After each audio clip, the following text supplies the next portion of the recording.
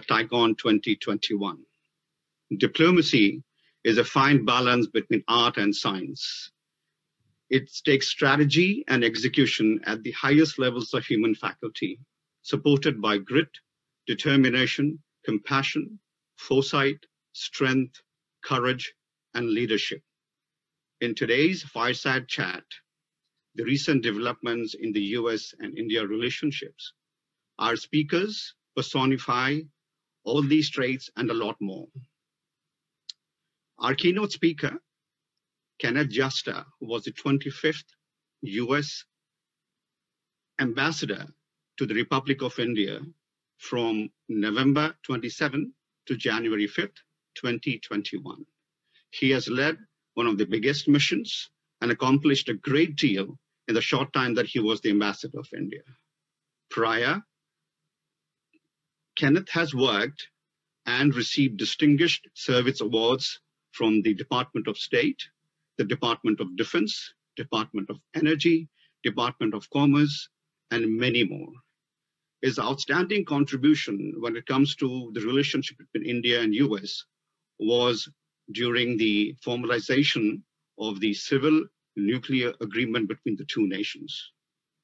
In the private sector, Kenneth has been a great attorney, a partner at a law firm, an executive vice president at Salesforce, and a managing director at the global investment firm Warburg Pincus. Joining Ambassador Justa is an equally distinguished gentleman, Abraham Sofaer, who is the George P. Shultz Distinguished Scholar and a Senior Fellow at the Hoover Institute at Stanford University. Abraham was born and raised in the bustling metropolis of Bombay, a third-generation Jew of Iraqi descent, until the age of 14 when he migrated to the US. He's a former Air Force veteran, a US district judge in the Southern District of New York. He was a law professor at Columbia University School of Law. He has written many books and many newspapers, and well regarded on the subject of international law, diplomacy, and security. Ladies and gentlemen, my pleasure to introduce to you Ambassador Justa and distinguished scholar Abraham Sofaer. Thank you very much, Mateen, for that introduction for both of us. Ken, it's a real pleasure to be here with you. We've known each other for many years, and I've followed your career. I don't think we've ever sent a more accomplished ambassador to India, one with both the interests and the abilities necessary to do that job as well as you did it. Let me ask you, what is the state of U.S.-India relations today? Well, first of all, I want to thank you very much, Abe, and we have known each other for many years, and I regard you as one of my mentors, not only in the legal profession, but also on U.S.-India relations. And I should mention you were also the legal advisor in the State Department, and we worked together during that period as well. And it's a real pleasure to be here at the TiEcon 2021. The U.S.-India relationship is in a very positive state right now. The relationship has grown increasingly strong over the last 20 years. It's been a subject of great effort and determination by the major parties in both countries through changes in government. And we've steadily transformed this into a very significant strategic partnership. I think if you look where we were 20 years ago and look where we are today, the changes have been enormous. And we now work across virtually all sectors of human endeavor on defense issues, counterterrorism, trade and investment, and the full range of commercial relationships, energy, the environment, science and technology, education, health, agriculture, space, the oceans, and so much more. And even the new administration has immediately made India a priority. President Biden had a summit meeting with the leaders of India, Japan, and Australia to further develop the quadrilateral relationship among these countries, which is going to be very important in the entire Indo-Pacific region to promoting stability and prosperity, and especially as China is more expansionist and presents a model of autocracy, the coming together of these democracies is very significant. So the relationship is in a very strong state, and it is one of continuity in the U.S. side from administration to administration, and has been the case as well in India. That's really quite a summary, and it's a surprise in a sense. It's a stark contrast for me, having been born and raised there, and the U.S. relationship to India when I was growing up was more a sort of a, we having a famine, please come and help us, or it was just very, it was important, but India was putting its act together. Essentially, we were pulling together a government after the British colonial rule, and the war was over, and so it was a much less significant relationship. The current state of India's economy is very different from those days. India now is self-sufficient in food and many other things. And I was wondering, how do you see the commercial dimension of the U.S.-India relationship today? Well, thank you for that very important question. I have had a commercial minister counselor who said the commercial relationship has never been better.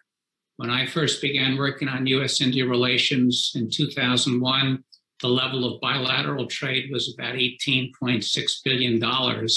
And toward the end of my term, it was $146.1 billion. And there's increased investment going back and forth in both countries. There are over 1,000 U.S. companies that operate in India, and Indian companies have increasingly invested in the United States. The United States is now the #1 trade partner of India, and India is the #9 partner of the United States. So those are some significant positive developments, but it still has not fulfilled the potential of the commercial relationship given the size of these two countries. And this is a great challenge as to how to continue to build out our business-to-business relationships.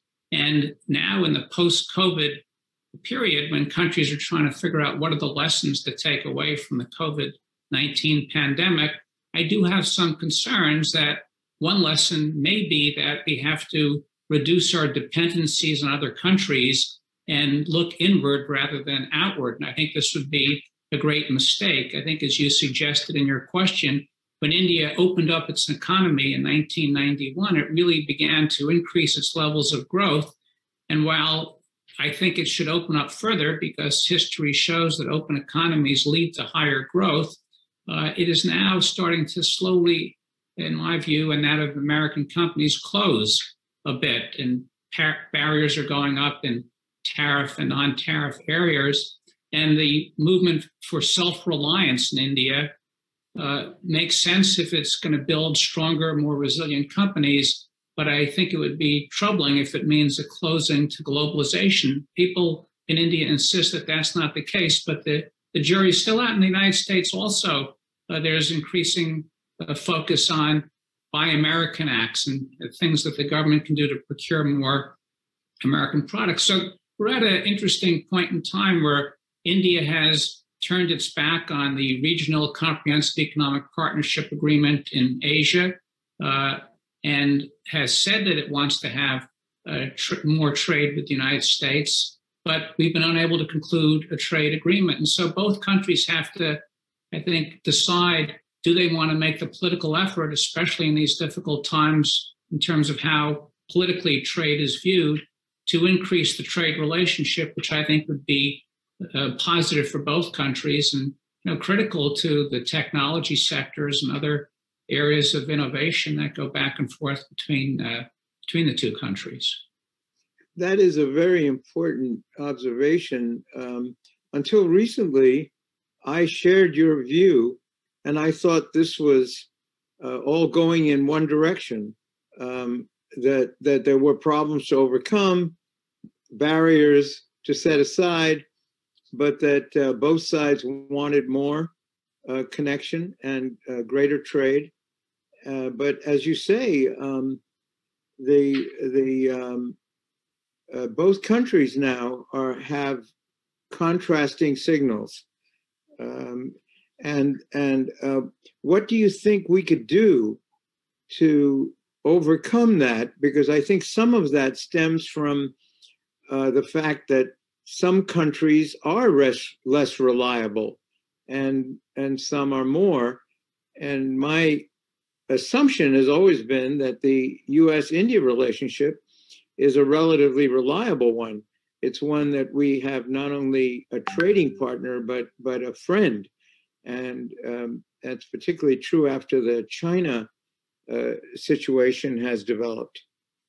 What kinds of things do you think the countries could do to overcome this tendency that seems to be obstructing continued closeness?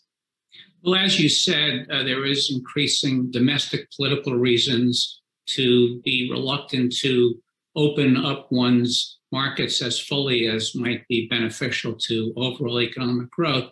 But for the United States and India, there are very important areas where we can cooperate together. As I was saying, our technology industries have been critical drivers of economic growth in both countries. And we now face some challenges such as 5G and the whole communications and internet network. And the technology is dominated by China and companies such as Huawei. There are some European companies involved as well. But this is an area where the U.S. and Indian technology sectors could really collaborate in a very positive way to develop 5G capabilities. Similarly, in artificial intelligence. In other areas, in defense production, India is looking to modernize its defense industry and wants to have co-production in India. The United States, in my view, is the leading military technology. This could be another area of great cooperation. We've already done a variety of things together. There are U.S.-Indian joint ventures that are operating in Hyderabad and elsewhere in the country.